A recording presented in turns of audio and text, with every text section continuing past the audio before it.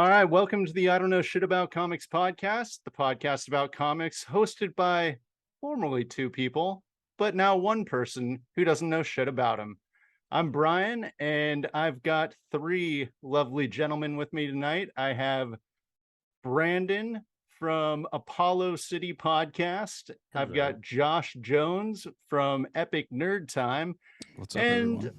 Mark Bernal from, our fearless leader from lesser known comics. How you guys doing tonight? Let's start with you, Brandon. So hyped. Good to see you guys. I'm excited to all hang out. It's been a minute.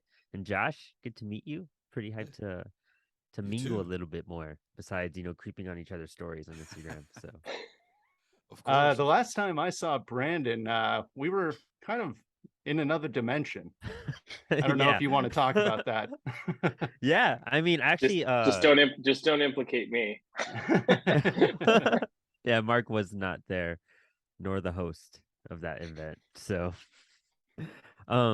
dude, yeah, that was a magical time. Definitely an eye-opening spiritual experience that haven't done in quite a while. But glad I had you by my side. Oh, I'm always glad to have you by my side. Josh, what's going on with you? What's new? Hey, man, nothing. Either it's work or it's babies or it's music, trying to develop a comic. Hint, hint, wink, wink, nod, nod kind of thing. No, man. One pan leg at a time, man, for sure. Nice. Well, I'm a big fan of your beard. I think this is the first time we've actually met, and Yes. sort of met, but wow, you're eclipsing me. Let's just say that. So, I got to thank all the products, that sponsor my other show, Mean Beard and Green Beard. Quick shout out there. There you Ooh, go. I'm gonna have to Those try cheap some of that plugs. stuff. That's my flex for the evening. You guys come in flexing with smoke and the Belgian beer and stuff. I gotta flex in other ways. It looks like you used to play in Protest the Hero, like back in the day when they had those crazy beards. Oh yeah. Do you know that band, Josh? I you don't might be- think I've ever heard of them. Okay, yeah, we're gonna have to make you an underground metal like shred list. Yeah, that'd be there's some gnarly stuff out there. Yeah, Protest the Hero is definitely one of my favorites. Yes. Yeah, apparently, well, Brian told me I'm going to Norway, and Brian said that like the amount of metal band T-shirts that I'm going to see is just going to like blow my mind. Well, not just like T-shirts, but like just the number of metalheads. Like when I was there, I was blown away. I think it was like 1 in 4 people were wearing a Children of Bodom shirt. Like they all had long hair and long beards. They all looked like, they were straight out of like Unearth. Like it was wild. I was blown away. That is too cool. Yeah. Quick rant. The one time I saw one of the first times I saw Protest the Hero was at Warped Tour way back in the day, and it was the middle of the day in the desert because I lived in El Paso, Texas. They had in Las Cruces, and in the middle of their set, just blasting away. And if you guys know Protest, that stuff doesn't stop or anything. And the drummer just all of a sudden turns to the side midway playing, and then just starts puking. Doesn't ever stop playing, and just pukes his brains out, and then continues, and then one more time pukes, and then just continues the set as if nothing happened. And you're just, oh my gosh, like, that is the rally gene at its best. Yeah. That's awesome. Yeah, I hear about that. Like drummers, they like will throw up and stuff like that. But those guys just partied hard. Like I know it. Yeah, like, this is way too hard. Yeah, I mean, there was one time in the Army when I realized I was getting old. Like, and I was in Florida. There was like a bunch of like younger soldiers there, and they were like, hey, freaking, they're like challenging me, like, hey, Sergeant, they were doing the physical fitness stuff, and they're like, get on the sprint line, see how fast you are, right? And like, I'm not gonna let like some punk kid like beat me. So I just totally just like whatever. And I was like, yeah, no problem. And then I like turned the corner to like around this bush. And I was just like, and just like totally wipe my face off all coily, like nothing happened, and get like back out there. But I was just like, oh, I guess your body or your muscles can be like, oh yeah, you can still do this, but then like your stomach is like, no. Yeah. Yeah. It happened to me on my first job ever. My first I'm gonna real quick rant one more time. My first job ever, I got a job at a hotel, had no idea what I was applying for, and they hired me as a lifeguard. Horrible decision. I was like 16, got hired, and then they trained you to be a lifeguard. And you go through all these like, things to, I don't know, like you have to swim 12 laps and then pick up a brick from the bottom of the pool and then bring it back up and lifeguard stuff. You got to save people. And at the end of the day, I was like, when you work out, 16 years old, never worked out a day in my life, just like skinny little mohawk dude. And I was like sitting there, like when you work out, you like want to throw up. She's like, yeah, it happens sometimes. A lot of water, you'll be good. And I was like, yeah. And then I puked everywhere, all over the pool at that hotel. And it was like a Wyndham. It was like really fancy. And then I was just like puke boy for like 6 months. Took a That's while so to rock shake it star. down. That's so rock star. Yeah. I earned the moniker once of private pavement. One of my ex's friends was like, "Oh, there's Mark screaming at the pavement, private pavement over there." That's what they called throwing up, like on the floor. Dude, yeah, I sound like a velociraptor when I throw up. I'm like really intense. Like I hurt my back one time just because I was straining so hard and like my leg was stretched out. Like I'm noisy. You'll know. I'm not a quiet guy. It literally Yeah, just rockets out. Oh man, we yeah. used to be friends with, well, still friends with him, but in high school, our buddy Ben the Jew, he puked so hard that he got two black eyes. He blew all the like the capillaries around his eyes or whatever those are, and he had two black eyes from puking so much. Oh wow, that's intense. It's a Wow, lot that of was G-force. yeah, Good Lord. yeah. Yeah, he That's wasn't intense. messing around. But so Mark, we talked a little bit about LaunchTober Fest, maybe a little series of podcasts that we're going to start doing because we're trying to get the I Don't Know Shit About Comics podcast back up and running. My former lovely co-host Yvette, she's too busy for us at this time. At this point, so it's just going to be me and whoever's willing to join me. So, Mark, where Yeah. did LaunchToberfest come from? What's going on with it? So I was getting ready to launch my book, Either Them or Us, um, on October 18th. And like when I was talking to other folks in the indie comic community, like everyone's got a book launching in October, or at least like, we have a couple buddies who launched in September, but they are still like, in their launch window, in October on Kickstarter and stuff like that. And I think it has to do with like, you can't really, it's not a great idea to launch during like Thanksgiving, Christmas season, or like have a campaign that like needs to fulfill during the holidays. So I think like everybody's trying to get their like last comic book in, or launch before the end of the year. But a lot of good people that Josh know and that Brandon knows. Josh has some stuff scheduled, and uh, so I figured, man, let's just do like LaunchToberfest and like let's just get good people that like we also know that have rad shows out there, and then the other weekend we're like, me, you, and Brandon were like hanging out and partying pretty hard. That was like that just sealed the deal for me. And I was like, all right, okay, we gotta spread this love and make I don't know shit about comics bigger than just me and Brian hanging out smelling each other's farts. So, I mean, we've got two veteran podcasters here. I want to, we're always trying to learn on this show. So, Josh, let me ask you first, what's a typical episode of Epic Nerd Time entail? Like, do you guys have segments? Where does it start? Where does it Oh man. end? Well, Epic Nerd Time, it's kind of like a sister show to my other show, Guitar Parts Podcast. It's basically like a Saturday Night Live show. We work up to a main event. Like a little introduction here, a little dirty laundry, what's up, clean up. We have Hero of the Month. We talk about different superpowers. Like Perry, or one of our co-hosts, has Perry's weapon stash, and he'll talk about a certain weapon from like a comic book character that's interesting or something like that. And we'll go off into a 15-minute segment about that. And we'll work into a main event, like a wrestling show or Saturday Night Live. So like the main event might be a snippet of an interview, or we might break down the first 4 TMNT figures from 1988.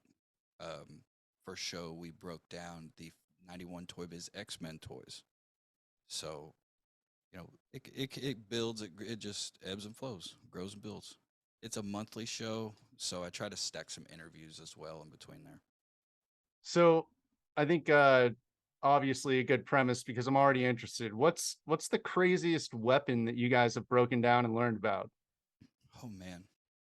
To be honest with you, this isn't the craziest deal, but this one blew my mind. Wolverine's adamantium claws has a silicone gasket in his hand, so it prevents sepsis. Because like if you got blood and you stab somebody and you shriek them back in your hand, you don't want that blood, somebody else's blood. Like it says it on like the 91 X-Men card that literally he has gaskets in his hands. Wow. And it blew my dang. mind. I know that's not crazy weapon, but it was a mind blowing deal. Yeah. But Did they come? can Wolverine get sepsis? That's what the gaskets are for. But That's what I the- mean, like, But if someone he's was got cut, he's got the like, healing ability. yeah. So like, if anyone is going to survive sepsis. Yeah, I get it. But then I mean, again, maybe they didn't know it when they installed the gaskets. You know, yeah. like Yeah. Like I said, I read it on the back of a card, back of the card that comes with the toys and stuff, and I was just like, that's kind of mind blowing. So I'm wondering though, what if Wolverine contracted HIV? Would that take down his immune system and take away his healing powers? Is AIDS the kryptonite to Wolverine? I think No. ex-girlfriends is like the kryptonite to Wolverine, right? I feel like, yeah, why haven't they experimented to like give him like diseases and then see with his blood, like how it heals it and like, changes it and then use that for science? I don't know. But there's so many things and they could be doing better for the universe. I guess maybe that's what Krakoa or whatever it's called is for. I don't know. There's a whole thing with Jonathan Hickman stuff right now. That was the whole in the TV show with Apocalypse and the technovirus, and he gets Oh, that's right. and then like Wolverine's antibodies is what saves it. Mhm. Like, yeah. You gotta use that So for first other off, diseases. yeah. That's what they should do. They know they can do it. So we can go back to not wearing a condom. Yes. All right, You so could be Brandon, you could be a real hero. You could be a real hero, Wolverine. Yeah. Save us all some grief, He's Brandon, just give like, me the nah. rundown of the Apollo City podcast. Apollo City Comics is this really it's kind of blown up in a different direction to anything and everything comic book podcast. And I know that entails a lot, really, because we started off just doing comic book reviews, not reviews, really. We'd go through books and analyze them because Brandon and I are both writers and we wanted to continue studying the craft after we finished college. So we wanted to study, the writing, the structure, panel layouts, just study comics, and also have fun as if we're all hanging out in a room and just like enjoying a book. It's like a book club with your friends, and you're all checking out Silver Surfer Black and being like, Donny Cates the shit, and Trad Moore is just fucking insane. Look at this panel. But also like looking at the pacing and looking at the story structure, looking at the writing, and how it, and we don't do like what's really trending it's rare that we do. Like we kind of just do stuff that we really enjoy. Like we did a Paul Pope book, one of our lowest episodes, just because like nobody really knows about Paul Pope. But we cover stuff like that just because it's fun for us and it keeps us growing. And we'll do like movie commentaries, Batman the Animated Series commentaries. And a big focus of ours as well is getting indie creators on the show, because us as aspiring writers and creators, we want to help people get out there, because if we had that platform and we had that opportunity, we would fucking jump at it. So we want to help indie creators get out there. That's how we met lesser known comics and came across all these people. They're one of our first batch of interviews last summer. Plus it saves us the grief from reading and doing all the camera work and all that. So great. But also, yeah, it's just this crazy little beast. And our Instagram, I run it, so it's like my only Instagram, so you get like a real feel for who we are. We're not comic book nerds who like know it all. We don't. I mean, I have to we Google stuff on the show all the time, and we're not ashamed to say we don't know. But we're kind of just like the everyday, just comic book reader that's just trying to have fun and enjoy the stuff. Take the pressure off. That's the whole thing about it. I feel like comics had so much pressure and you had to like know so much at a certain point, and then people were kind of being rude and mean, and you see it all over the internet. And so we're just kind of like the guys that are just like, just come hang out with us, read some comics. Have you checked this one out? Because we want to show it to you. And it's typically not what you've maybe read or maybe you haven't. We don't do a lot of Batman, you know what I mean? We did like 2 Batman episodes. Uh, but yeah, just a lot of stuff out there. Yeah, we were kind of talking about that. By the way, great follow on Instagram. Brandon and I were talking about this the other day when we were traveling to different dimensions. Apollo City Podcast, it's a great follow on Instagram because I'm not wildly into comics, obviously, by my knowledge of them or lack thereof, but I follow it and I check out the stories all the time because he's always posting stuff about like punk bands and like some like a new metal band that he's found and all this different stuff. And it's, you know, a lot of stories, like I find myself setting my phone down after I click on them and just, you know, doing something else because it loses my interest. Never with Apollo. I'll tell you that. Thanks, man. That's cool. Yeah, I just try to share, if I think it's funny and I think everyone else will think it's funny, I'll post it up. Sure, I've offended a few people every so while, but that's kind of the fun of it. But you'll see my animals on there all the time, and I mean, here's some music or whatever I'm digging at the moment. I'm really into the Mars Volta's new album, so I've been posting that like crazy. Yeah, cool stuff like that. And I want to make it immersive, and also you got to beat that algorithm somehow. Like it's a bitch. So, So I thank gotta you. I gotta go down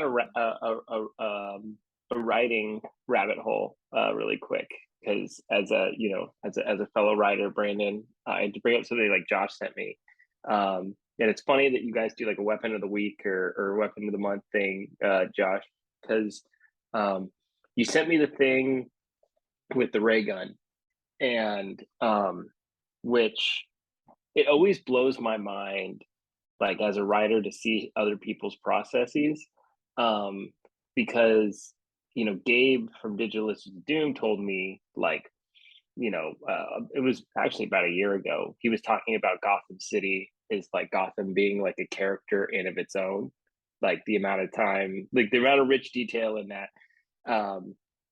And you sent me that weapon, and and you had all the specs, and this part's like collapsible, and this part's like does this, and here's the utility loop, and I was just like, I felt like so lazy as a writer myself, because like Franco and me, we were working on like samurai books, and like they got katanas, which, like, anybody knows anything about like martial arts, like the sword is very personal to people. And I was like, just fucking give him a sword, like whatever, like, I don't know, like it's a sword, right? It's got a stabby end and like a not so stabby end, and that's how I felt I was like writing, in comparison to seeing like the level of detail you put in to the ray gun. I was just like so blown away by that. I will admit that has been a big discussion between Doug and myself, trying to get that correct, and a lot of that is Doug laying that out. Yes, it's us discussing this. Ooh, cat ass. Yes, there you go. A lot of that is us discussing this, but that's Doug. Like, when Doug gets a little bit of money, he does some work, and he does great work. So Yeah, Doug is a workhorse. I gotta say this. He little spot. He's been talking to people in the Canadian Special Forces to make sure that the stuff is legit. Like, is this here? Does this work? Is this, because we've got some things coming down the line. So yes, it's very Special Forces inspired. I love that. I can't wait to check out your stuff, dude. I know we just like discovered each other like, a day ago and whatnot, but that sounds so much fun. I wish Apollo could put that much work into our podcast. Like, I really admire that. I really do. Yeah, I gotta ask, because you are from Arkansas. Like, are you a gun hobbyist? Are you a gun nut? I'm not a gun nut, but yes, I have some. We have some guns down here, baby. Okay, Yes. well, when you come up to West Virginia, we got a farm in West Virginia. We'll go shoot some stuff together. Nice. It's the first weekend I spent with my in-laws. We did the clay pigeons out on the farm, and dude, that is, and everyone should experience that. Like that is just so much fun. And it works for you too, Brandon, because you're a goddamn hippie and you can't kill living things. you know, I mean, that's a whole different story that we still got some beef to Yeah, squash on. we got some private discussions going on right now.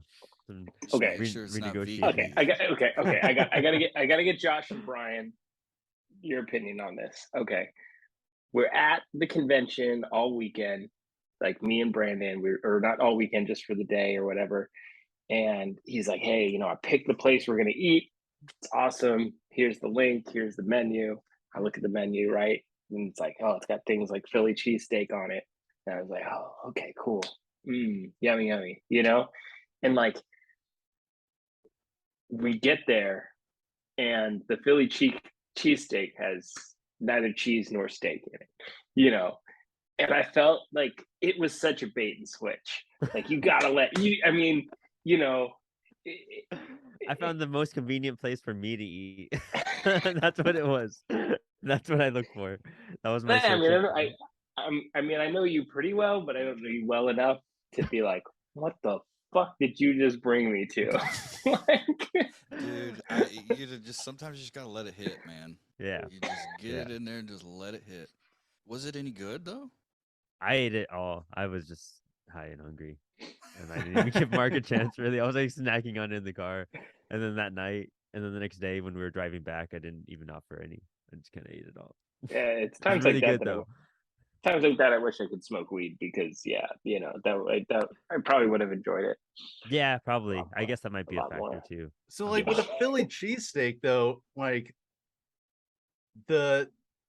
I mean, for lack of a better word, the meat of that sandwich is steak. So when it's vegan, what is that made out of? It's seitan, and seitan's like, I don't even know what really seitan is. Google seitan, I and then talk to him every that's night in my prayers. Satan, yeah. yeah, straight up. It's straight. That's exactly how it sounds. But it's like a really cool like meat substitute, and it's like really just like protein rich. It's like Seitan. I always misspelled it, and Google's like, you meant this, and I was like, yeah. But yeah, check that out. That's what it was made. I don't know. The cheese is like made out of like cashews and some oat milk and shit, and I have no idea. But yeah, it's strikingly like Mark had like a chicken pizza with us that night too, and then he was even just like, so what's the vegan stuff? And then I was like, this is all vegan. He was like, what the fuck? And like halfway through eating a slice of pizza and whatnot, you ordered a salad at a vegan Did. place. That was so lame. I don't even eat salads as a vegan. Yeah, keep the pipes running, man. You know, Yeah. I'm not as young as I used to be. You know. What's up, T'Challa? So I got another question. How long have you guys been doing your podcast? Josh, when did you guys start Epic Nerd Time?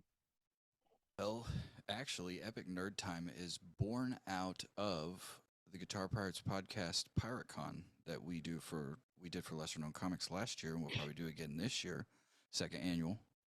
But it was born out of that and a few of my friends that just like toys. Like we're just getting into like collecting old vintage toys. And then the comic thing just kind of started, like it just fell right into it, and it was like Lego pieces that just worked. And I asked Mark if he wanted to sponsor the show, and before we even had an episode out, he was like, "Yeah, let's do it." Probably drinking his Belgian beer, flexing. But yeah, it was born out of that. And Epic Nerd Time, we have 4 or 5 shows. So I mean, it's been about 4 or 5 months. But Guitar Pirates podcast, we just hit our 77th weekly show. So Oh, we've wow. put out a show every week for 77 Dang. weeks. Nice. So Epic Nerd Time it's the sister show, and it doesn't do, as much, of course. Perry and Canton, the co-host. Perry is a UPS driver, and Canton is a water biologist. So basically, those dudes are busy. And Yeah. I'm a commercial cleaner who cleans at night. So, I mean, I just kind of do my thing. Oh, I got a question for you then. Do you clean like restaurants? No, right now I primarily clean healthcare facilities like Okay. chemotherapy places, family practice clinics, infectious disease clinics. We do thrift stores and stuff like that. I would clean restaurants if someone paid me, but right now that's just kind of where the bread and butter is. I had a buddy who did commercial cleaning like overnight, and he was working for a company that mainly did restaurants. And he told me that the only Chinese food place he would ever eat at after that job was Panda Express, because by far the Chinese food restaurants in the back in the kitchen were just like rats flying out of the grease traps, like all this crazy stuff. And on one hand, I'm kind of with him, like, yeah, it's gross. But on the other hand, I feel like that might be what makes it so good. There's you where know? the flavor is, boys. Yeah. Yeah, dude. I Well, worked that's at a the Chinese restaurant once, and I was just a punk skater, and they would just sit over there and they'd kind of laugh at me, and I'm gonna sound so bad that "Hiya baba cha ba ha ha, Josh, ha ha ha ha ha," and it fucking pissed me off. And at the end of the night, I just walked out. It was one day, but man, it really sucked. That was a long day, yeah. So Brandon, how long have you guys been doing Apollo? So sorry, I'm fighting my cat through the entire conversation. I actually, strikingly enough, hello, motherfucker. Sorry, he just bit me. Strikingly enough, Halloween is our 4-year anniversary of Apollo, which is pretty wild. Wild that it's hit 4 years in general. Um, we're hitting like what 125 episodes. At one point, when it started, I had a different co-host. And then like we moved in different directions, and then I met up with Brandon because we met at San Diego Comic-Con in 2019 randomly, standing in line for Todd McFarlane's signature for 3 hours, and realized that we both like had Star Wars tattoos and were really into Blink-182, and also like played bass and everything. And so we just kind of became friends over time a bit more. We just realized we were just like each other, but just in different cities. I'm gonna fight you, dude. And yeah, so Brandon's been on the show for like almost like three, well, 4.5, not 4.5, like 2.5 years, 3 years or so. But 4 years running. It was kind of like bi-weekly, and then it went to weekly with me and Brandon during COVID, and we are just blasting stuff out. And this year's been a little weird. Just life gets busy, as like with I don't know shit, and I'm sure Josh knows maintaining a podcast is hard, and especially when you try to do weekly episodes, it's a bitch. But we're pretty consistent no matter what. We always have episodes coming out. Sometimes we just, if you keep up with our Instagram, we'll keep you entertained there at that point too. The fuck. this is awesome watching you like try and like putting out good information while being like just sabotaged by Yeah. Shala. All this Chinese restaurant talk, that cat's mad. Yeah, straight up. It wasn't me. But yeah, so 4 years, it's pretty wild. And it's been a great run. It's a challenge. I kind of run everything. I edit all the audio, the video. I run the Instagram, and Brad and I will back up on Twitter or TikTok and whatnot. It's gonna attack me. I'm waiting for it. But and now we're on YouTube, and we'll eventually upload old episodes on there too, because we just started YouTube maybe less than a year ago. So that's pretty recent as well. We're pretty much everywhere. We're very spread out, and we've networked pretty well, and we have like a really nice audience. It's one of those things like you're always surprised about like who listens to it, and you're always kind of grateful for anyone who checks out your show. So that's why we just keep doing it. Plus, it keeps us reading, and it keeps us meeting cool people like you guys, and it's just kind of just turned into a habit at this point. I don't really see Apollo ever stopping for whatever reason, slowing down maybe, but maybe I don't think it's been so much fun. It's kind of become a big part of my personality at that point too. So that was the thing, like, and I talked to Brian about this, because so Brian, he's at like Sirius XM, and like any show he produces there, like it's all about like viewership or listenership or whatever, Yeah. right? So those metrics are really important. And but like to me, what I found that's been super valuable for I don't know, shit about comics or whatever podcasts work with is like, one, it gives you time to like obviously like promote what you're working on and what you do and stuff like that, but at the same time, like Dave Law, like me and him are making a comic book together, and that shit would never have happened if it wasn't for like Brian and him talking about like growing up like in the same area of California together. Josh is working on the comic with Doug, and that was just by virtue of him doing the interview. And then you have the anthology going now too. Yeah. And I think like podcasts are a good way, like obviously for like promotion, but for more than promotion, like I'd say like promotion is like 20% of it. The other 80% of it, it's like sussing out like who are good people to like to that you're like, oh, I enjoy working with this person. Like, let me find more opportunities to like work Yeah. with people. Like, And that's the whole point too. I mean, especially for me in Apollo, like when I started Apollo, I was just trying to find another way into the comic book industry.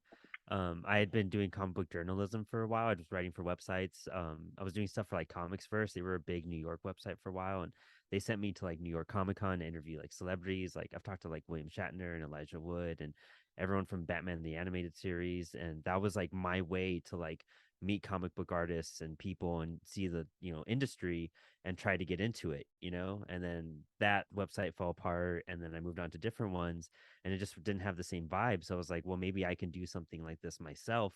And I just kind of like picked up a mic and just started doing a podcast, hoping to be like, all right, if I focus it on comics and I do this and this and this can lead me to people, and I could, somehow break into the industry, and that could be my way into making comics. Because listening to other interviews of creators and all that, nobody has the same story of getting into comic books and comic book creation and any of that. So I was like, well, it doesn't matter how, I just got to find a way and dig until I do it. And actually, fucking 4 years later, it's happening. So just, headway there, it took some time, but it's so worth it. And that's kind of like, that was always the intentional goal. It has all these cool purposes, like what I just said, like whatever, a few minutes ago.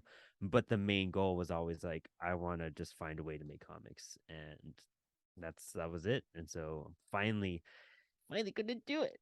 Just took a bit. So I got a question for you guys. I don't know if you guys use like a hosting site for your podcasts, but with the one we use, we can see what region of the world the listeners are listening from. I'm curious if you guys have had any like surprising, like, is there like a specific region of the world that you're surprised is like giving your podcast a lot of listens? Because when we started, I don't know shit about comics, we were huge in India. Like we were getting like little bites here and there from the United States, North America, South America, but like India was at least 80% of our listens. It's because they're into dildos and toe picks, because that's what we named the first episode. Jesus Christ. So there's just a bunch of disappointed, sexually frustrated people in India who's just like, oh, this is not what I thought this podcast was going to be about. I can answer that really fast. Not for Epic Nerd Time, because we only do it once a month, so it's kind of a YouTube thing. But for the Pirates, 6% of that show downloads are from Germany. And I know it's only 6%, but for my little show, I'm just like, there's some people in Germany that listen to this? It's cool. Yeah, it was kind of cool. Very cool. We've gotten stuff kind of all over. God, this guy's fucking up my shit. Right now we do have Germany, Australia, UK. The one that strikes me as surprising right now is that 14% of our listeners are from Hong Kong. Yeah. Oh, that's interesting. Yeah, it's Okay. super interesting. Yeah, I just saw that. I haven't seen those numbers in a bit, but yeah, that's pretty wild. Yeah, you should start commenting on like the one China policy or something like that. Like South China Sea, like geopolitics, and see just like if there's some shift. That would be awesome. We're gonna break away from our regular comic segment, talk about maritime policy outside of Taiwan. That would be just to fucking see. I don't know. Just throwing that bone out there. See what could happen. What does Not on that our have to show. do with the price of tea in China? I get what you did there. Well, if you have that many Hong Kong listeners, you should get Peter on from that did the tarot cards for us. It's true, huh? He's in Hong Kong. Yeah. Ooh, Yeah. maybe that's where it's coming from. Maybe he spread some word or something. Like, Maybe. he's gonna looking to submit for the anthology too. That would be wild. He is such a tremendously interesting person. Yes. And I think Josh, you may know him. I don't know, but he's so yeah. His whole thing is that he's got a PhD in the history and practice of magic, throughout all these different cultures in the world. So he could tell you, like, here's the authentic way in which they practice witchcraft through, or magic, whether it's South America, East Asia, Africa, wherever, right? And the interesting part is that, so not to get super academic, but like, same thing with anthropologists, right? You can read a book on, let's just say, like Brazil, but if you've never traveled to Brazil, like, you could know everything about Brazil, but if you've never been in there, right? Like, what good of you as like an expert on Brazil? And he is really involved in like that field of the history of magic and witchcraft and stuff like that. And he's one of those people who are like, look, like, unless you're actually doing these like seances and inducing trances and doing like the practices in which these people actually, were, conducting witchcraft and magic, like, what do you know about it? Like, you've just read about it. You actually have to do it. And I find that like so bananas, because it's, but they're like, a lot of people still, they only look at it academically. They're like, well, I don't believe in it. It's like, well, you might be surprised that some of this shit has validity when you actually like do it, because Josh, you commented on about him looking in the black mirror until he sees shit, and then he has to hallucinate before he makes these things. Yeah. And it just blows my mind, man. It's very intricate stuff. I mean, I feel like that kind of applies to anything. I thought about that when I was like reviewing comics and movies and seeing how people review like entertainment stuff in general without knowing what goes into writing a story or a script or like directing, or like they just judge it just to judge it and put their say so just to put their say so, but they don't understand the process and the craft behind it. So they're missing all these other aspects, and they're not paying attention to what's really valuable or really what goes into like creating something. Reviewers in general, that's a gripe I have, but that's a whole different discussion. So, LaunchTober Fest, what do we all have coming out soon? Let's start with you, Mark. So the ones that I'm going to shout out right now are so I have my own book that's coming out on the 18th of October. It's Either Them or Us. It's Franco who did Good Night with us.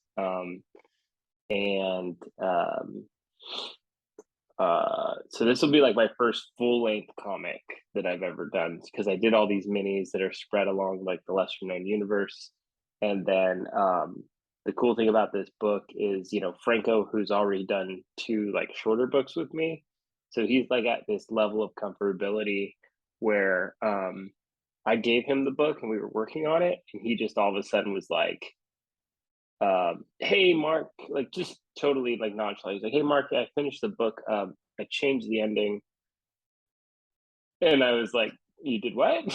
He's like, yeah, I didn't like the ending. I just changed it. And I was like, okay. And then I read it and I was like, yeah, this is fucking great. So I'm really stoked about it. Franco's a great guy. He's tremendously talented. So I'm really, really stoked about that. In addition to that, we have other campaigns that are currently launched. So I guess I can pass it to Josh because he's going to be interviewing David, right? Yes. I've got a few shout outs actually. David Luhan, Yuriko, the Korean vampire. It's on Kickstarter. And the Kickstarter's already crushed it like you want to stomp a can into the ground. I mean, it's like what, $1,200 over the the goal. Like, geez Louise, man. But that's very interesting. That's this Thursday afternoon. Should be up this weekend. And also the damn price. Bigfoot Knows Karate.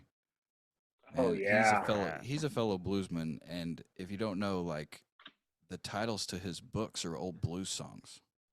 Oh, cool. Born That's Under a super I Bad rad. didn't. Sign, that's an old Albert King song. So I mean, like every time he does something like that, I always send a message: "Cue the Albert King licks, bub," because here we go. Because I mean, that's the dude who's he's taken these names from. I think the next one is Hellhounds on My Trail. So that's an old Robert Johnson tune. That's awesome. Um, I talked to him a lot, and I never knew that. So that's really fucking rad, man. he wore a Muddy Water shirt once, and I was like, "Is that Muddy Water? Like, are you a blues guy?" And he's like, "Yeah." And I'm like, "Dude, I've I'm in a blues band. Like, it's what I do." And we just went from there. So How his cool. Kickstarter starts October 12th. So guys, keep your eyes peeled if you're new to that.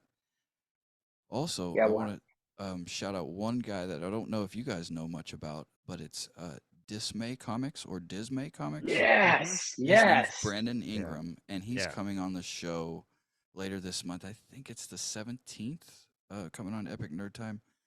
But um, yeah, he's got that horror anthology of Volume 1 and Volume 2, Dismay Avenue.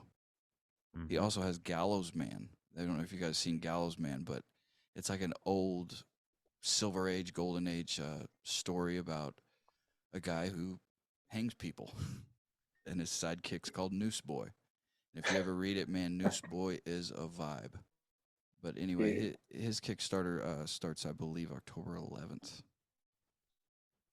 And that's where awesome. can people find these? You can find these. You can find the video portions at Epic Nerd Time on YouTube, and all of the audio you can find on the podcast at Guitar Parts Podcast. Because I'm just going to sprinkle those as kind of like a Halloween treat to the Guitar Parts listeners, because we already do PyroCon for lesser known, and I like to have a little bit of a variety in the main events, so it's just not like guitar crap all the time. So it's Varieties the That's cool to spice of awesome. throw in life. some, yeah. So it's cool to throw in some stuff. Later on the Nice. Pirates, I've got a last thing, and I swear I'll shut up. We've got a world record hatchet thrower coming on later this month. Okay, So dude, so I got a dude throws question. axes. So if you're a world record hatchet thrower, is it like distance? Is it accuracy? What are you? What does he It's hold the just, record for? I believe it's just distance. I think it was like 100 feet. Oh wow! And do you have to like hit something 100 feet away, or just Yeah, it's like he hit a discus? target. He hit a target 100 feet away. Oh wow! Yeah, he just hucked Dude, that thing. He was on a so cool. TBS talent show called Go Big Show. It's called Joe Axeman White. But anyway, that's enough out of me. I always see people posting Oh, on you can like talk as long as you want. I wish Brandon shut up more. You Dude, can I was talk like, way I more, was trying to like Josh. write down all of those as you were saying. I was like, this is so rad. Like, I okay, see yeah. people on Instagram posting pictures where they're like at a bar with like their friends drinking beers and like they have the axe throwing, and I mean, that looks awesome, but booze and axe throwing, I That's don't what know if scares that's me a too, combo. man. Yeah. Right? Yeah, I I look at think my about fingers and I'm like, man, I like to count to 10. Yeah. I know Dude, that'd be an awkward conversation with the kids, right? Because it's like, all right, well, you have 10 fingers. Well, not me. I have 8. You know. Oh no, yeah. and then I've seen them like bounce off the walls and everything if they hit like the wrong part of the. Dude, it's gonna bounce off and then like ricochet and then get me in the crotch and it's gonna like ruin my whole life and I just don't want to risk that. Like, I don't know if I can. Yeah. Yeah, Josh, if you had putting this up to YouTube, then we'll send you all the links, and then you can put those in the show notes for all the different campaigns. Because yeah, there's a lot, and then Dan also told me about 2 more. But we'll talk to the folks and try and get them on point in your guys' direction for this month. It's E4 Comics, and the other one is Homebrewed. And they're doing something that's very similar to lesser known comics. They don't keep it under the same. As far as I'm going to meet them all in Baltimore in October. Rather than one company, they're more of like one collective called Savage Sandbox, which like anybody who's just like, yeah, we're all a bunch of people that make fucking comics and we're friends now. Like, I'm just like, I want to know more about you. That's the coolest thing in the world, So, so I'm really looking forward to that. But Dan's in really tight with them.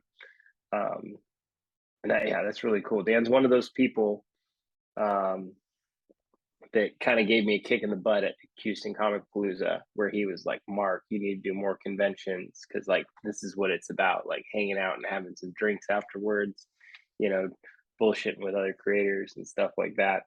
He's such a good person. And then the other guy, Doug Knight, I always refer to him as the nicest asshole you'll ever meet because he's like this. He's such like a ray of positivity, but he will not let you ever make an excuse for yourself, right? Like, Mm-hmm. He's a and he'll be great guy. like, yeah, he'll be Such like, a oh, great guy. okay, that sounds good. Well, all right, if you want to stop being such like, pussy, pull your shit together and like get it done, TikTok, you're like, oh God, okay, man. Wow, that was so harsh, but you're right. It's crazy. We had Doug on the show recently he was our first guest on our drink and draws is that we do every Thursdays. And I'll tell you guys about that right now too. I forgot to even mention that in general. But like after that episode, Doug and I talk at least like 3 or 4 times a week. He's such a great dude. Like what a good connection and what a good person. He's going to be submitting to the anthology as well. I've already seen some pages from him and it's pretty fucking astonishing. Yeah, he sent me a page of it just to look at. I've been learning lettering, trying to learn how Oh, to letter. cool. And I said, "Man, do you have anything that's not been lettered that I can just practice with?" And he sent me that. He sent me the page of that just to pay, And I was like, "Dude, no, like no, you're working on this now. Like I can't no." He's like, "It's okay, man. Just don't post it." I'm like, all right, That's whatever, rad. but yeah. Your letters look really good, dude. And I mean, I, to so working with Doug, amazing hand letterer, and definitely bugged me. I forgot, but Scott from Cirque Works, he's got a whole master class on lettering, and it's like literally as easy as me forwarding you an email to make that connection happen. And then our new letterer that we use, we still use letter squids. They're tremendous, and it's our new letterer, Amal Desai. He's like the only letterer that he respects outside of himself is letter squids. He's like, yeah, if you're gonna use somebody who's not me, use them. But there's a lot of people, but I think you have a tremendous eye for lettering, and there's so many books that get submitted to me where it's like amazing work that's just ruined by bad letters, so there's if you got the eye for it, dude, you should do it, especially as a writer. If I Mhm. could do my own letters, like I probably would. You'd make editing a lot cheaper. Yeah, that's So something I've always wanted to dip in. And Mark knows that. I always like when I first met Mark, I was like, I could letter, and he's like, no, you can't. And I was like, but I'm trying. I swear to God, I'm trying. so you got to explain to me what are the do's and don'ts of lettering? What makes a good letterer? What makes a poor Oh, letterer? I mean, other than the obvious, like I write like a 5-year-old, so clearly that wouldn't be good. But what makes someone stand out as a good letterer? I think like even as a reader or as like, someone who like tries to edit their own comics and everything, just for one, like balloon size, there's so much white space that could be like overused and just taken up. The wrong type of just like font, or if you're not bolding words correctly and like putting emphasis into like the description, I feel. If it just feels bland, like typeface, like the entire issue, and nothing's popping, nothing's like catching your attention. You don't really know what the captions or who the captions are. There's so many things that can go amiss. The lettering is just so important because it carries the actual like narrative. So you need to like, and without having sound effects or anything and being able to actually pop more than you can in regular prose, you need something to really emphasize that type of stuff. So a poor editor is letterer is just going to miss a lot of those marks, or like an amateur letterer for sure. Like I would miss a lot of those marks for sure. I'm not like trying to like compliment or like overdo anything, but I don't know. I'm trying to. I want to learn how to letter. I haven't like started the process of learning, but it's like there. I'm gonna get to it in like 5 years. But Josh could probably tell you way more about that.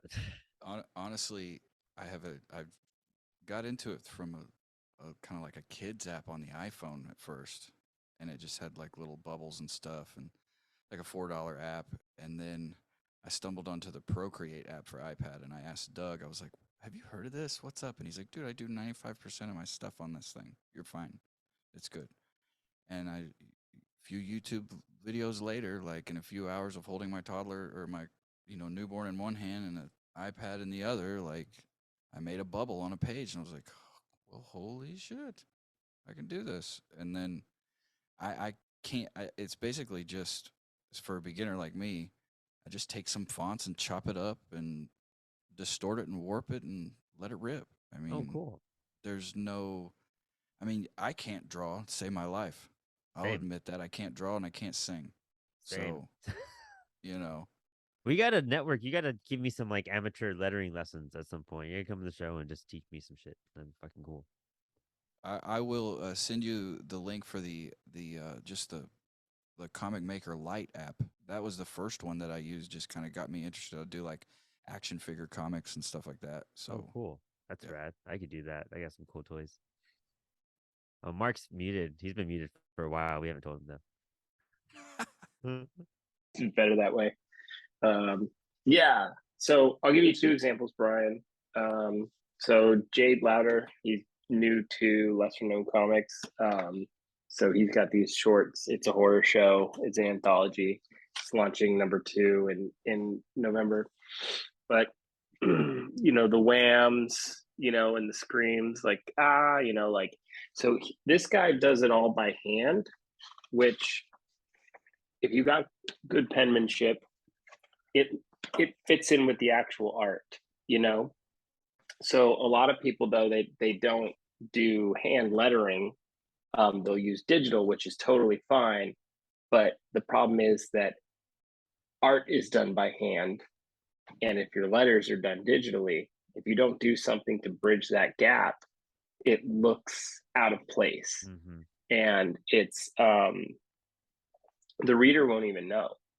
It's like a cookie that was baked with like an ingredient missing. You get it and you eat it and you're like, this tastes like shit, and I don't really know why. It might be the art, it might be the letters. Like the average consumer is just like, I just don't like it. It looks unprofessional, you know.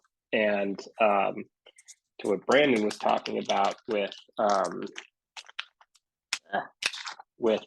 like emphasis. So I use the Death Wish stuff as an example. This is Letter Squids. It does a fantastic job. The word. Dude, those onomatopoeias, dude, like sick. Yeah, when she says light it up or light them up, the actual word bubble is on fire.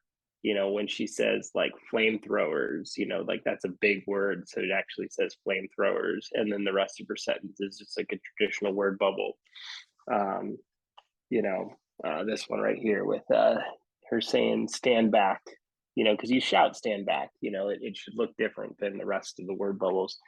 And me and Brandon were looking at a comic the other day that will remain nameless that like I pleaded and pleaded with part of the creative team to be like, just go to Letter Squids, get them to do your word bubbles, because you spent so much time working on this comic. If you slap some ugly ass letters on it, and I knew the letterer, and I was like, I don't, and I'll leave it anonymous because like I don't like to trash people. But I was like, that letterer is shit. He's a terrible letterer. Like, don't let him ruin your great art with terrible letters. And that's a big thing too. Like when you have art that's just uncomparable to the lettering, like bad lettering can go on like okay art, you know what I mean? And very amateur beginning stuff, But when you like, especially when you compare it like on a professional level or like a publishing level in that sense, if you're anything could bring something down in the comic. If your words aren't as strong as your art, you're gonna lose someone on that. But sometimes your art can save it if the words aren't that great. But like if you have bad lettering and okay story and killer art, like you're gonna miss components and it's gonna fall apart because the art can't hold everything up. Like the lettering is a big part of the art aspect, like what Mark was saying. And that can just draw you off completely. Like you have just like three different things. Imagine eating like I don't know, and orange, and then I can't fucking think of anything. Like Orange and like lasagna without the cheese or something. yeah, you know, with I was toothpaste thinking on it. more like I was thinking more like a couple, right? Where like they're not as good looking as each other. You're just like, hey, look, you are so ugly that you're making your girlfriend look ugly at this point. And like bad letters have the ability to do that. Yeah, You know, like and So then you after are like so reading, hideous that like I'm no longer attracted to your girlfriend.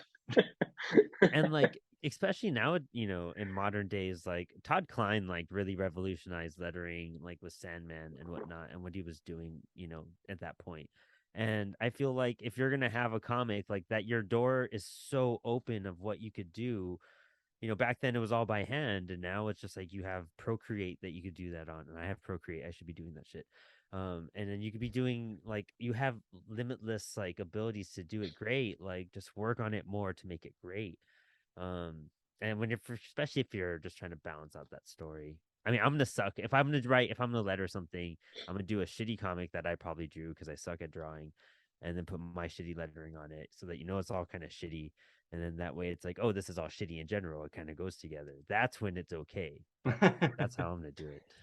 So Mark, you Yeah, said that it can be adorable, right? Like it's like, oh yeah, Yeah, like an ugly person is dating another ugly. yeah, You're like, oh, you guys are making it work. Fucking good for yeah. you.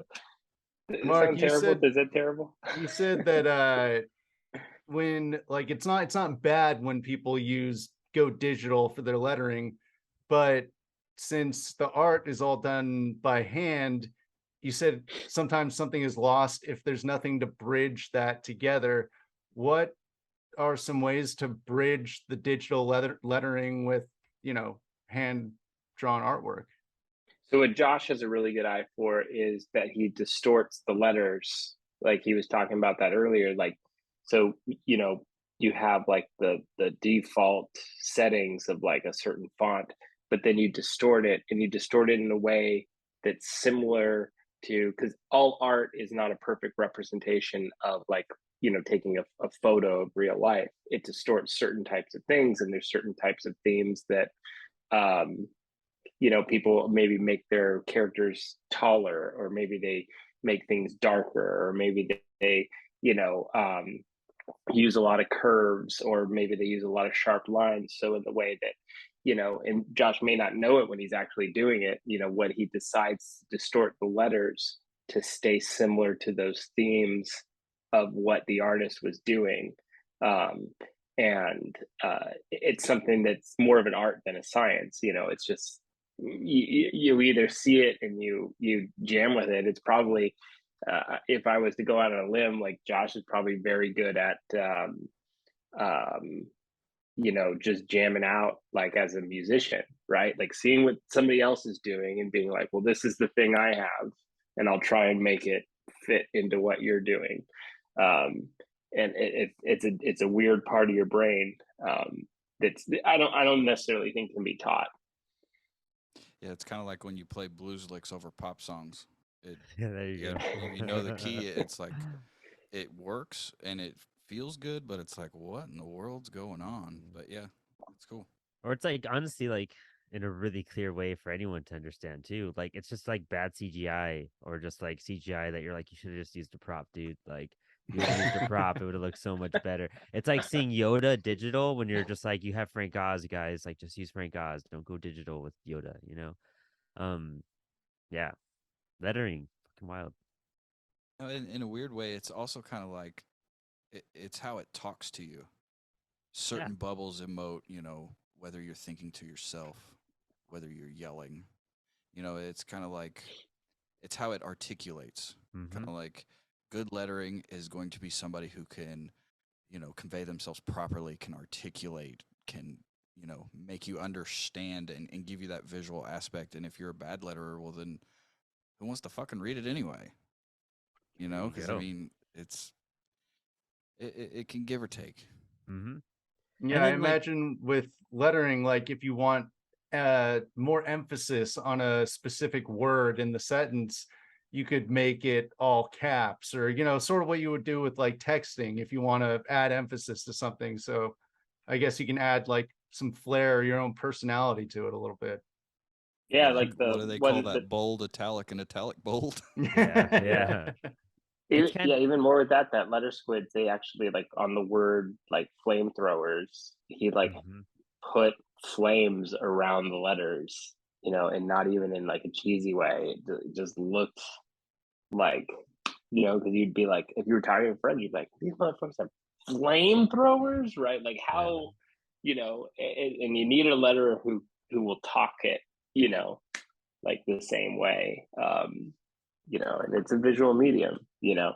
Yeah, style is Uh, a big part of that. Like what they could do and what they're trying to portray with that. Like the fire on that word flamethrower, like that's very unique. You know what I mean? There's not a mhm. lot of creators that would be doing stuff like that.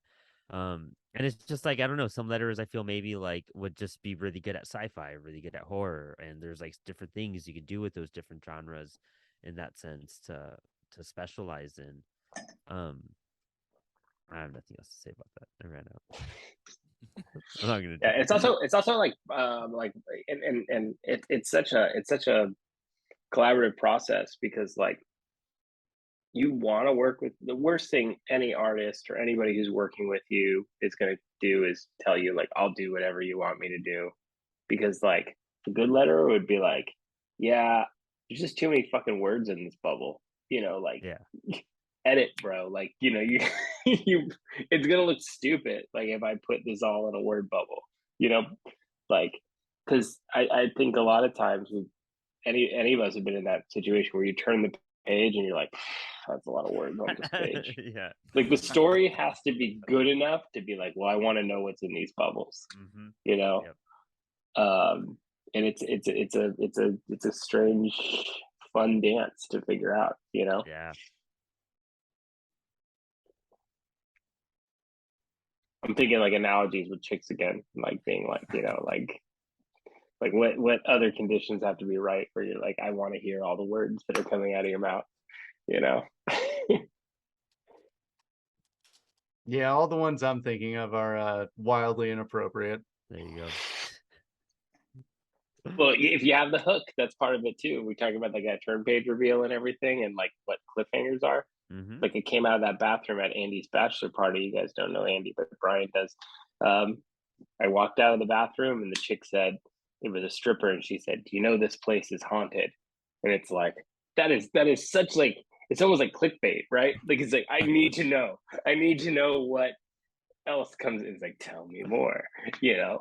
And then blah blah blah. I'm saving up my stripper money to buy ghost hunting equipment. Fucking like this chick should be writing comics, right? Like Yeah. that is the way to like pull a conversation. I'm just like, I need to know everything about everything that's ever entered your mind now, you know. Uh, you know, so if I flipped the page and there was like a word wall, as Doug calls it, like, you know, a word balloons on this chick's story, like I'd be like, yes, because you had me at this strip club is haunted and I'm saving up my stripper money for for ghost hunting equipment. So whatever comes next, I'll dig as deep as you need me to. Reminds me, I had this idea for like a band. You play like a shitty bar or whatever, but instead of on the marquee, you put live nudes, and then you walk in and you There think you there's go. live nudes in there, and it's just me wailing on blues guitar.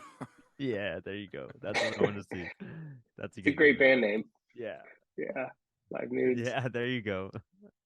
Oh, that's There awesome. was a band in the Bay Area, right, Brian? It was like called like free drink tickets or something like that. I don't really remember Yeah, that. yeah, That's brilliant. That's good stuff. yeah, yeah. Well, do we have any last minute announcements for the rest of LaunchTober Fest or? Yeah. Tardigrade Press, and that's I'm gonna spell it out loud because I mumble and I don't talk right. Wait, I just had the thing open. They have a Kickstarter that's wrapping up right now. It's TARDI Grade Press. I just feel like people are gonna misunderstand me on that. But check them out on Instagram. They have a Kickstarter going on. It's this killer Sasquatch book, and the art's insane. And I love seeing stuff like that because it's just I don't know what's cool about indie books, and like a lot of people kind of miss out on it too, is that people who aren't into Marvel and DC and stuff and those big two go in these directions, like help support these people because that'll draw you into a different realm of comics that you probably will enjoy a lot more than the big two. And there's no like crazy structure, and it's kind of supporting someone else's art. So if you're just trying to support someone, going the Kickstarter route and going, to all these people we hit up and, helping whoever you can out. We all can't pledge to every single one, but whoever you do pledge to, that helps out that creator and it's making a difference. So check out their Kickstarter. We'll throw a link in the bottom as well. Great people. We got to get them on the show. They're also submitting to the anthology, which is pretty wild. Which I guess I could talk about real fast that Apollo City Comics teamed up with lesser known comics, and we're going to be putting out a punk rock themed anthology. And we opened submissions at the beginning of September. It goes on until the end of November. November 31st is when submissions close. We're looking for pitches or completed work. Pitches can have concept art, so we know what's going on. And we say pitches with completed work in the sense of like, if you're going to make something unique just for this, and you're doing other stuff, we want to be able to save people time and also, like give you a chance to go through the pitching process as well. So it's kind of like you're kind of being trained at the same time or doing this as a beneficial thing. Um, and that way we could, if we don't move forward with you, we can maybe even give you feedback or something. But if we do, it gives you time to make the art because it's only 1 to 6 pages and you'll have, a couple months to do that as well. Uh, and we're also taking completed stories. Some people already have some stuff out. And I mean, if you've been published somewhere else before, cool. If you want to submit it and try to get into this, that's awesome. Like, I'm not going to restrict if you have published in the past or if you want to publish it in something else, or maybe it's going to segue into something you're doing later on.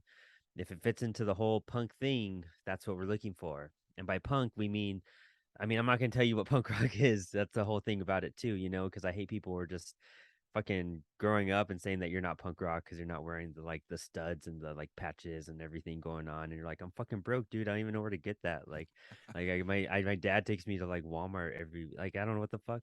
Um, so like in the sense of like punk rock is just like if it's attitude, style, through your art, through your words, through your expression, like whatever you think, maybe standing out against everything else is a punk rock vibe or just punk, whatever it means to you and however you can express that in a story. So it doesn't even need be the story doesn't need to be about what it means to you, just how you can put it into a story and how it's represented in the story. So just send it our way. Plus, we're asking everybody in the submission form, what does punk mean to you? And that gives me an idea of how it might correlate to. Te- But tell everybody what Doug Knight wrote in there. oh, I don't remember off the top of my head. I He gotta. wrote under what does punk mean to you? He wrote, "Fuck you, poser." I love Doug. Doug is we were just talking about his page and he actually gave me I'm doing Inktober, I'm doing the cartoonist kayfabe Inktober, and he was telling me what art supplies to look into and like all this stuff and sending me like another page, and it's just he's the coolest, most wild guy. Whenever I send a mean comment to him, I'm just like, at least I know he can take it. Yeah. So but yeah, where do people submit if they want to submit to this? so we have if you go to our Instagram page or our Twitter page, just shoot me a message, and or if you go to our page in general, there's a link right there. Just like Google submission form, real easy. And if you don't have a Gmail to log in, you just shoot me a message and then I'll send you the link personally. Um, I've been really communicative with every single creator that has interacted with us, and you'll get the standard message that gives you all some guidelines. And then if you have anything in particular to ask, just ask me. I'm very, sometimes it takes me a couple days to get to it, but I do get to every question and I do make sure I answer as like well as I can. And that's why I kind of wait sometimes too, because I don't want to give anyone a half-ass answer and just like totally just blow them off. Like I want to give them the time that they deserve because they're, acknowledging us, they're following us, they're sharing stuff. I had a creator today share a page that he's going to submit. He's just like, I hope I get in. And it's just like, that's so cool. And that's the whole point about all this, too. Just like with the podcast and bringing indie creators on, like doing this anthology. If I was a creator and doing stuff and someone was like, dude, just send me a 1 to 6 page story and we might be able to publish it through a publisher, and get it seen and kickstarted, and then you'll get a comp and all this stuff. Like that's the cool thing. Like jump at it, and it's like we can't pay stuff because it's people because like this is my first time doing this. This is my first Kickstarter. This is the first time doing any of that. So it's like I don't want to promise anyone anything and then not deliver either. So who knows what the future holds in that aspect. But it's just one of those things. Yeah, I'm it's very better to be open. like, oh, we got a budget, our Kickstarter did better than we thought, and then like surprise somebody than the Yeah. other way around. Yeah, I just don't want to be that guy on my first, attempt or even second attempt and whatnot. Like until we have a fluid, all of a sudden we're booming and I know we're always gonna do it. I don't want to tell you guys something and then flake out. And then all of you guys hate Apollo because I couldn't pay you guys when I said I'd pay you X amount.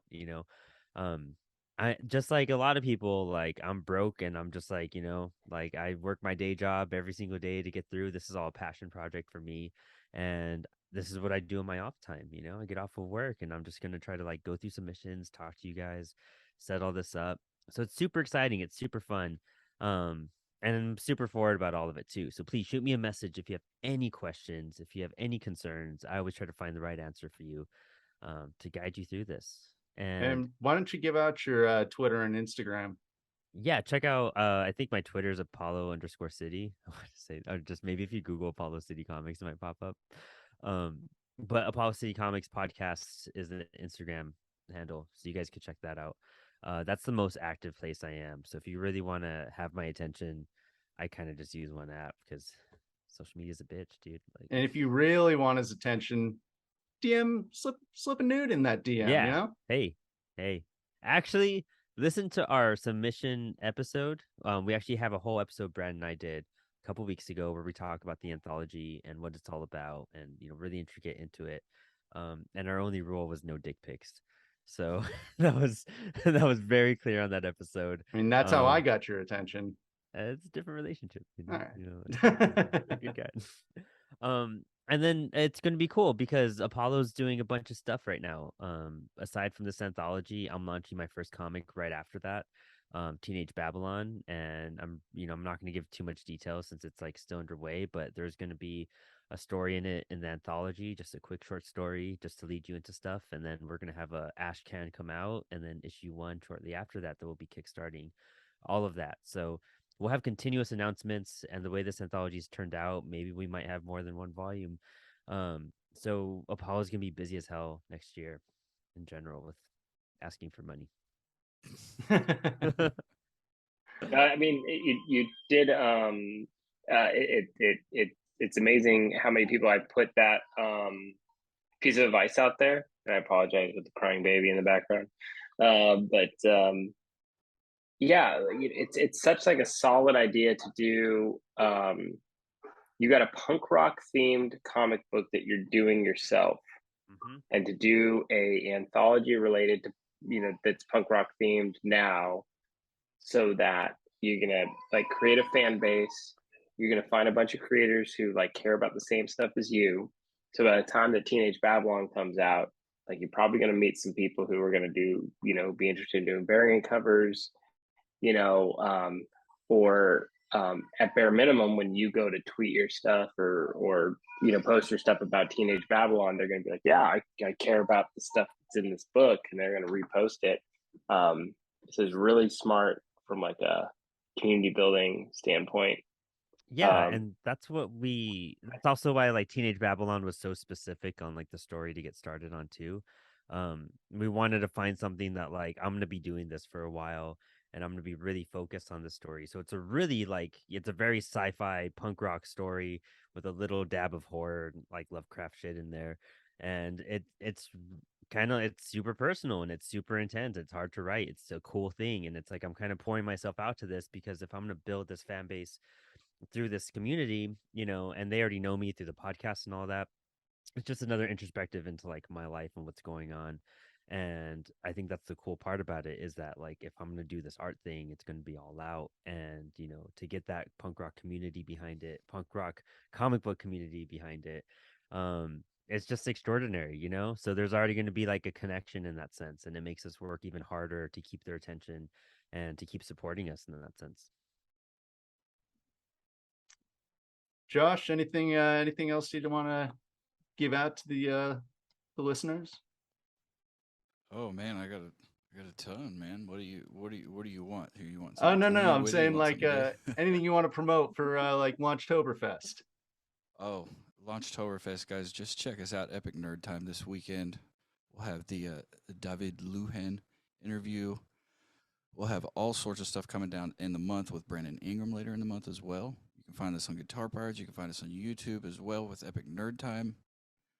Other than that, no, I mean, I could go into the stuff I'm doing with Doug, but it's not really, not really applicable to this. If people want to hear that, they can check it out on which podcast? Well, anything about that, I haven't really talked about that at all. To be honest with you, I've not really said anything to anybody. He's gonna announce it on Apollo City Comics, so keep an eye out. I honestly, to be honest with you, I blow Mark's phone up probably just as much as anybody else because I'm like, hey, I need to talk to you. I need to talk to you. I need to talk to you. I need to talk to you. I'm like a little puppy dog, like biting at his ankles just because, like, yes, he's held my hand a little bit in the writing process and helped me kind of see the forest through the trees, so to speak. So, but no, I haven't said anything to anybody. I've just been keeping it close to the vest. Okay, right on. And Mark, anything to promote? Well, I just gotta say, yeah, Josh, that if my phone's gonna be blown up by anything, like to have it be comic book related or have updates about what's happening with the little ones, like that's all day long. You can blow up my phone as much as as much as you want. Brandon brought up Tardigrade Press. I'm gonna show off this beautiful cover.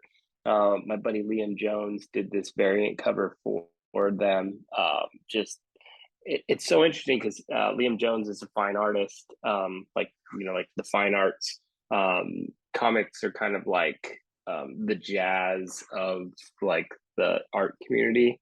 So people like doing comic books like the same way as like maybe a cellist plays in like an orchestra, and that's supposed to be like the pinnacle of music, but like comic, like jazz is like one of the like it's that raw like um un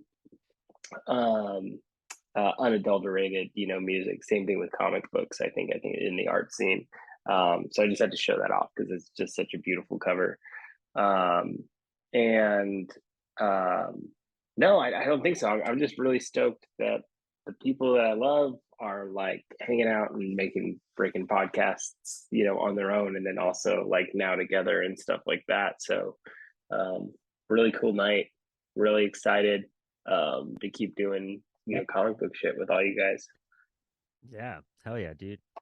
That's I mean, that's a cool thing. Like podcasts somehow all laced us together. And it's kind of like, oh, I would have never expected this out of Apollo. So it's really cool hanging out with you guys and doing all this. Definitely. Oh, I'm gonna do one more plug. Check out every Thursday night. We do a live drink and draw. We don't drink. We just kind of draw. Sometimes I microdose. And I'm learning how to draw. I don't know how to draw, so I thought by doing it live and as a segment and required to do it once a week, I will learn, and it's kind of coming along pretty nice. So that's why I'm doing that Inktober shit. So keep up with all that on the gram and the YouTube.